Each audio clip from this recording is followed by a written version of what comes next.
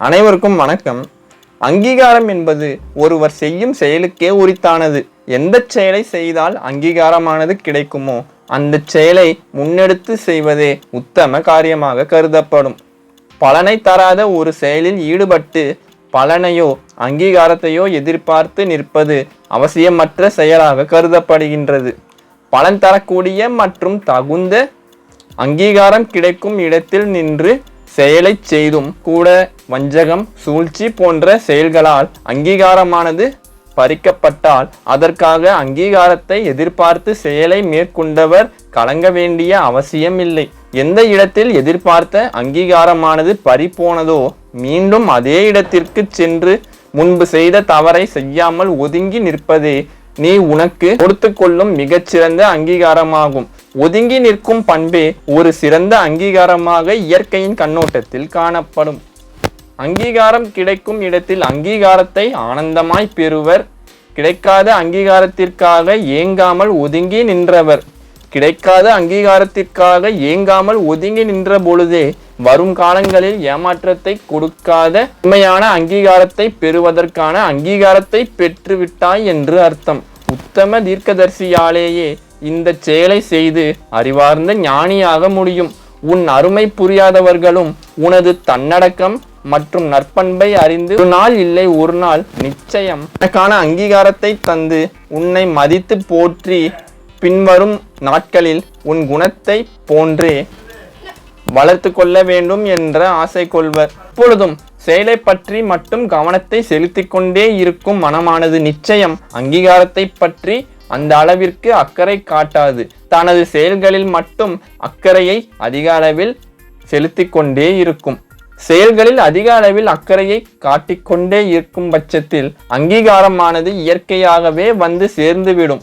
ஆக அங்கீகாரத்தை விட முக்கியமான ஒன்று எதுவென்று கேட்டால் செயல் என்றே கூற வேண்டும். அது செய்யக்கூடிய செயல்கள் என்று சொன்னால் மிகையாகாது. அடுத்தவர்களை பார்த்து அவர்களை போன்று இருக்க வேண்டும் என்ற ஆசையில் அவர்கள் செய்யும் தன்னால் இயலாத செயலில் ஈடுபட்டு முடிக்க முடியாமல் திணறினால் அங்கீகாரமானது கிடைக்க வாய்ப்பே இல்லை. உன்னுடைய மதிப்பும் மரியாதையும் கூட மங்கிவிடும்.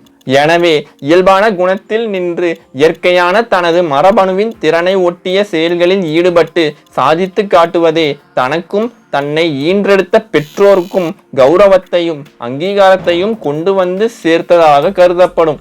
ஏன் என்றால் உன்னுடைய சக்திக்கு உகந்த காரியத்தை கையாள்வதால் மற்ற நபர்களைப் போல தானும் இருக்க வேண்டும் என்று ஆசை கொண்டு அவர்கள் செய்த செயலை அப்படியே செய்ய வேண்டும் என்று கருதினால் தனது சுய அடையாளத்தை இழந்து யாரை போல் மாற வேண்டும் என்ற ஆசை இருந்ததோ அவர்கள் சாயல் தனக்குள் வந்துவிடும். பிறகு நான் என்ற வார்த்தைக்கு என்ன அர்த்தம் இருக்கிறது?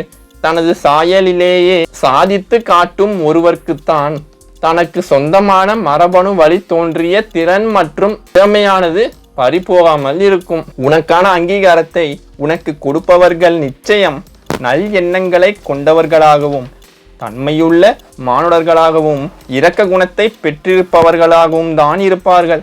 நீ அந்த அங்கீகாரத்தை பெறுவதற்கு மேற்கொண்ட தவங்கள், தியாகங்கள், வழிகள் மற்றும் வேதனைகளும் அவர்களுக்கு தெரியும். தெரியாமல் செய்த தவறை திருத்தி கொள்ளலாம். ஆனால் தெரிந்து செய்த தவறு தண்டனைக்குரியது. ஆனால் அங்கீகாரமானது இதை போன்று இல்லை.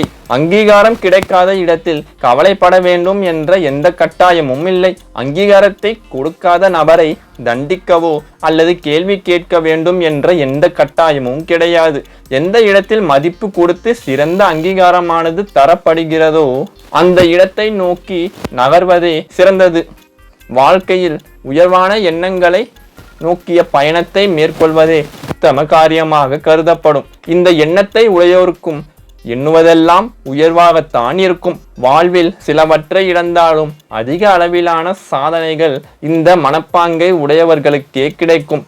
உண்மையான வழிகளையும் வேதனைகளையும் அனுபவிக்கத்தவர்களின் வழியும் புரிய வந்து அவர்களுக்கான அங்கீகாரத்தை கொடுக்க மனமானது ஒத்து வரும். வளர்ச்சியாகப்பட்டதும் இதை போன்ற மனங்களிடத்திலேயே வந்து மன்றாடும். தன்மையான குணத்தையுடையவர்களுக்கு அங்கீகாரமானது ஒரு இடத்தில் கிடைக்காமல் போனால் கூட நிச்சயம் மற்றொரு உகந்த இடத்தில் தகுந்த அங்கீகாரமும் அதிகாரமும் தாழ்மையுடன் பணிவாக கொடுக்கப்படும்.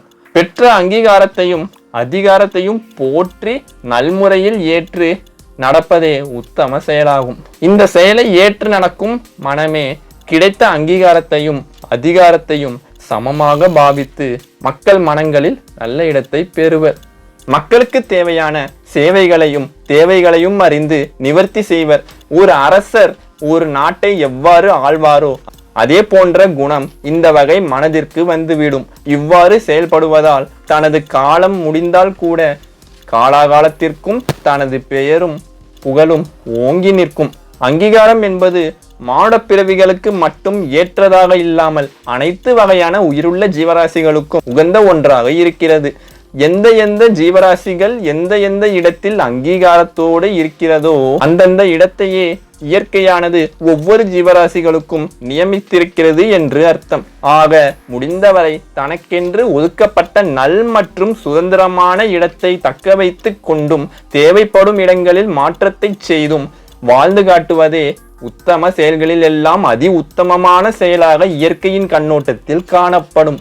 அவரவர்க்கென்று கொடுத்திருக்கும் தனிப்பட்ட திறனில் திறம்பட செயல்பட்டாலே திறமைக்கென்று அலங்கரிக்கப்பட்ட அங்கீகாரமானது ஓடி வந்து அமரும். ஆகையால் தனக்கு தெரிந்த தனது திறனுக்கு ஏற்ற செயல்களை செய்து தகுந்த அங்கீகாரத்தை மட்டும் பெற்று வாழ்ந்தாலே அதிக அளவிலான ஆசையும் அந்த ஆசையை அடைவதற்காக மேற்கொள்ளும் கடினமான செயலில் இறங்கி சங்கடத்தை சந்திக்காமல் மகிழ்ச்சியாக வாழலாம். நன்றி நண்பர்களே.